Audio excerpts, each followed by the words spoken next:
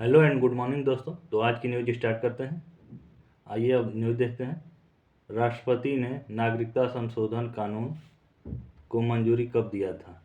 आइए अब ऑप्शंस देख लेते हैं। ए ऑप्शन है वर्ष 2014, बी ऑप्शन है वर्ष 2019, सी ऑप्शन है वर्ष 2022 और डी ऑप्शन है वर्ष 2024। तो ऑप्शन इसमें सही है आपका बी, वर्ष 2019। अब आगे देख लेते हैं। यह नागरिक संशोधन नियम 2024 को अधिसूचित किया गया है। अगला पॉइंट, यह 3 देशों में धार्मिक आधार पर प्रताड़ित 6 समुदायों के अल्पसंख्यकों को भारतीय नागरिकता के लिए पात्र बनाता है। अगला पॉइंट है, ये 3 देशों अफगानिस्तान, बांग्लादेश और पाकिस्तान हैं। CAA 31 दिसंबर 2014 तक भारत आए 3 देशों के प्रताड़ित गैर मुस्लिम प्रवासियों को भारतीय राष्ट्रीयता प्रदान करता है। अगला पॉइंट है, राष्ट्रपति ने 12 दिसंबर 2019 को नागरिकता संशोधन कानून को मंजूरी दे दी थी। गृह मंत्रालय के अनुसार नागरिकता के लिए आवेदन ऑनलाइन मोड में जमा किए जाएंगे। इस उद्देश्य के लिए एक वेब पोर्टल प्रदान किया गया है। अब आगे देखते हैं। अगला पॉइंट है, पंजीकरण या प्रकृतिकीकरण के माध्यम से पाकिस्तान, बांग्लादेश और अफगानिस्तान के गैर मुस्लिम अल्पसंख्यकों को जो 9 राज्यों में नागरिकता अधिनियम 1955 द्वारा भारतीय नागरिकता प्रदान की जाती है। ये राज्य गुजरात, राजस्थान, छत्तीसगढ़, हरियाणा, पंजाब, मध्य प्रदेश, उत्तर प्रदेश, दिल्ली और महाराष्ट्र हैं। अब आगे देखते हैं अगली न्यूज। हाल ही में किसे केंद्रीय सतर्कता आयोग में सतर्कता आयुक्त के रूप में नियुक्त किया गया है? आइए अब ऑप्शंस देख लेते हैं। ए ऑप्शन है प्रवीण कुमार श्रीवास्तव, ये 1988 बैच के IPS हैं। सुरेश N पटेल, AS राजीव और अरविंद कुमार। आइए अब देख लेते हैं कौन बने हैं। ऑप्शन आपका सी है AS राजीव। अब आगे देख लेते हैं केंद्रीय सतर्कता आयोग के बारे में। यह भारत का एक शीर्ष भ्रष्टाचार विरोधी सरकारी संस्था है। इसकी स्थापना संथानम समिति के सिफारिश पर की गई थी। अगला पॉइंट, इसकी स्थापना 11 फरवरी 1964 को भारत सरकार के एक प्रस्ताव द्वारा की गई थी। अगला पॉइंट, वर्ष 2003 में केंद्रीय सतर्कता आयोग अधिनियम 2003 के तहत इसे वैधानिक दर्जा दिया गया था। अब AS राजीव के बारे में जान लेते हैं। राष्ट्रपति द्रौपदी मुर्मू ने 11 मार्च 2024 को AS राजीव को केंद्रीय सतर्कता आयोग में सतर्कता आयुक्त के रूप में नियुक्त किया। उन्हें केंद्रीय सतर्कता आयोग अधिनियम 2003 की धारा 4 के अंतर्गत प्राप्त शक्ति के तहत नियुक्त किया गया है। अब आगे देखते हैं। सतर्कता आयुक्त का कार्यकाल 4 वर्ष या 65 वर्ष आयु प्राप्त करने तक होता है। अगला पॉइंट, इन्होंने EXIM bank, New India Insurance Company Limited और National Payment Corporation of India NPCI में नामांकित निदेशक के रूप में भी कार्य किया है। अगला पॉइंट है, पिछले 5 वर्षों में इन्होंने बैंक ऑफ महाराष्ट्र के MD और CEO के रूप में भी कार्य किया है। अब आगे देखते हैं। अगली न्यूज है, हाल ही में किस नगर निगम द्वारा एशिया का पहला प्रमाणित ग्रीन म्यूनिसिपल बॉन्ड जारी किया गया है?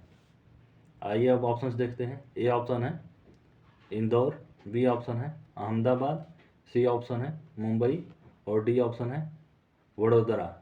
तो ऑप्शन इसमें सही है आपका डी, वडोदरा। अब आगे देख लेते हैं। वडोदरा नगर निगम ने एशिया का पहला प्रमाणित हरित नगरपालिका बॉन्ड जारी करके 1 अरब रुपए जुटाए हैं। इसमें इशू पर 7.90% का अर्धवार्षिक कूपन निर्धारित किया गया है। अगला पॉइंट, इसका उपयोग शहर भर में तरल अपशिष्ट जल प्रबंधन बुनियादी ढांचे को बनाने और बढ़ाने के लिए किया जाएगा। अगला पॉइंट, इंडिया रेटिंग्स ने बॉन्ड को AA+ रेटिंग दी है और क्लाइमेट बॉन्ड इनिशिएटिव से हरित सुरक्षा प्रमाण पत्र प्राप्त किया है। अगला पॉइंट, यह बांड 10 साल की अवधि के लिए जारी किया गया है।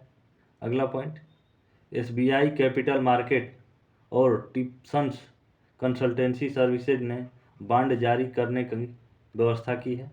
अब अगला पॉइंट है, बड़ोदरा नागरिक निकाय ने आखिरी बार 2022 में एक बांड जारी किया था और 5 साल में परिपक्व होने वाले बांड के माध्यम से 1 अरब रुपए जुटाए थे। अब आगे देखते हैं इसकी प्रमुख योजनाएं क्या हैं। 121 MLD क्षमता वाले 2 सीवेज ट्रीटमेंट प्लांट बनेंगे, ड्रेनेज नेटवर्क तैयार किए जाएंगे, एडवांस पंपिंग स्टेशन बनाए जाएंगे। इसके लाभ क्या होंगे, हवा और पानी की गुणवत्ता में सुधार होगा, मीठे पानी का संरक्षण किया जाएगा। अगला पॉइंट है, औद्योगिक उद्देश्यों के लिए जल पुनः उपयोग की व्यवस्था की जाएगी। अब आगे देखते हैं अगली न्यूज है, DRDO द्वारा हाल ही में परीक्षण किए गए मिशन का नाम क्या है। आइए अब ऑप्शंस देख लेते हैं। ए ऑप्शन है मिशन दिव्यास्त्र, बी ऑप्शन है मिशन अग्नि 5, सी ऑप्शन है मिशन धनुष और डी ऑप्शन है मिशन ब्रह्मोस। तो ऑप्शन इसमें सही है आपका ए, मिशन दिव्यास्त्र। अब आगे देख लेते हैं मुख्य बिंदु क्या है इसके। मिशन दिव्यास्त्र के MIRV तकनीक से लैस अग्नि 5 मिसाइल का पहला परीक्षण है। परीक्षण स्थल ओडिशा के तट पर स्थित अब्दुल कलाम द्वीप से किया गया है। उड़ान की अवधि 19 मिनट थी। उड़ान की दूरी 5000 किलोमीटर से अधिक थी। इसका महत्व क्या है, भारत की परमाणु प्रतिरोधक क्षमता में महत्वपूर्ण वृद्धि होगी, दुश्मन के लक्ष्यों को अधिक सटीकता और प्रभावी ढंग से निशाना बनाने की क्षमता है इसमें।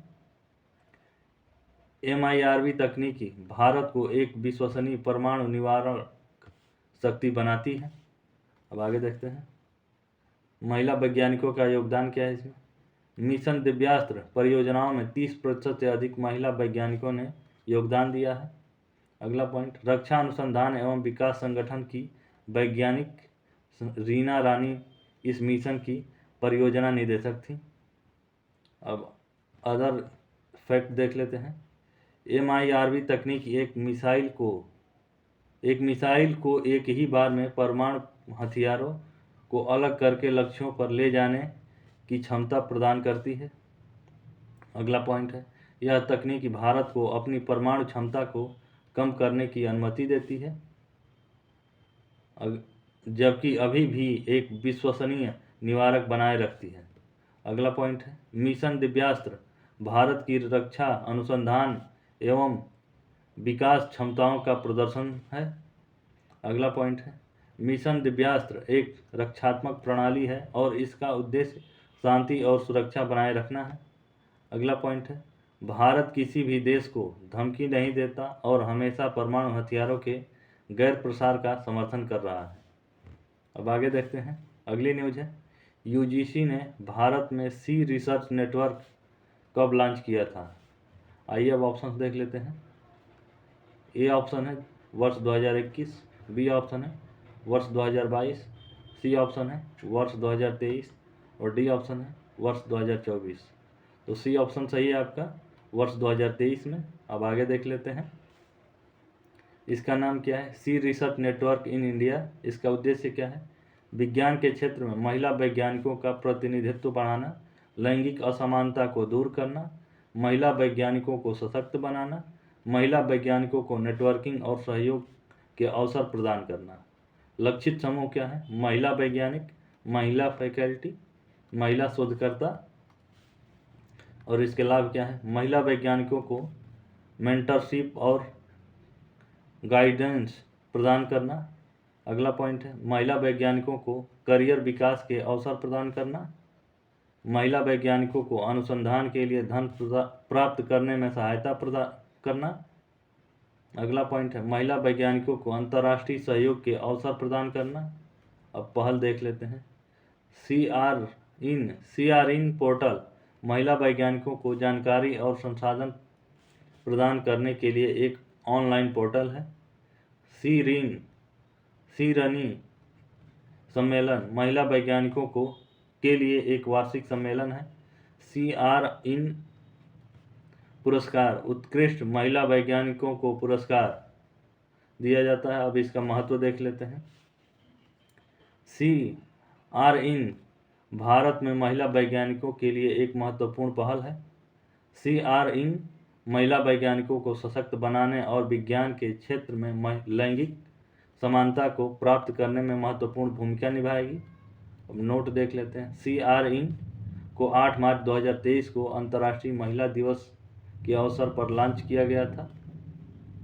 अगला पॉइंट है CR-IN भारत सरकार की महिलाओं के लिए विज्ञान, प्रौद्योगिकी, इंजीनियरिंग और गणित पहल का हिस्सा है। अदर फैक्ट जान लेते हैं। CR-IN के तहत महिला वैज्ञानिकों को विभिन्न प्रकार के अनुदान और छात्रवृत्ति प्रदान की जाएगी।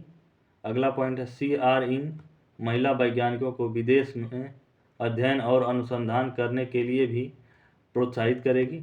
अगला पॉइंट है CR-IN महिला वैज्ञानिकों के लिए एक मजबूत समर्थन प्रणाली प्रदान करने का प्रयास करेगी। अब आगे देख लेते हैं, पुरस्कार के बारे में जान लेते हैं। अब आगे देख लेते हैं। रिकेन यामामोटो 2024 का प्रित्जर आर्किटेक्चर पुरस्कार प्रदान किया गया है। यह पुरस्कार वास्तुकला के क्षेत्र में सर्वोच्च सम्मान माना जाता है। अगला पॉइंट है पुरस्कार के साथ 1 अरब नगद पुरस्कार भी दिया जाएगा। रिकेन यामामोटो वे एक जापानी आवास अग्रणी है। अगला पॉइंट वे योकोहामा जापान में रहते हैं। अगला पॉइंट वे 50 से अधिक वर्षों से आवास पर काम कर रहे हैं। वे छोटे घर आंदोलन के संस्थापक हैं। अगला पॉइंट डोमिनिकलिंग नामक एक डिजाइन दर्शन का उपयोग करते हैं। रिकेन यामामोटो का काम क्या है? वे छोटे किफ़ायती और टिकाऊ घरों के लिए जाने जाते हैं। वे प्राकृतिक सामग्री और प्रकाश का उपयोग करते हैं। वे अपने घरों में प्रकृति को शामिल करते हैं। वे लोगों को अपने घरों में खुशी और शांति महसूस कराना चाहते हैं। पुरस्कार समिति का बयान।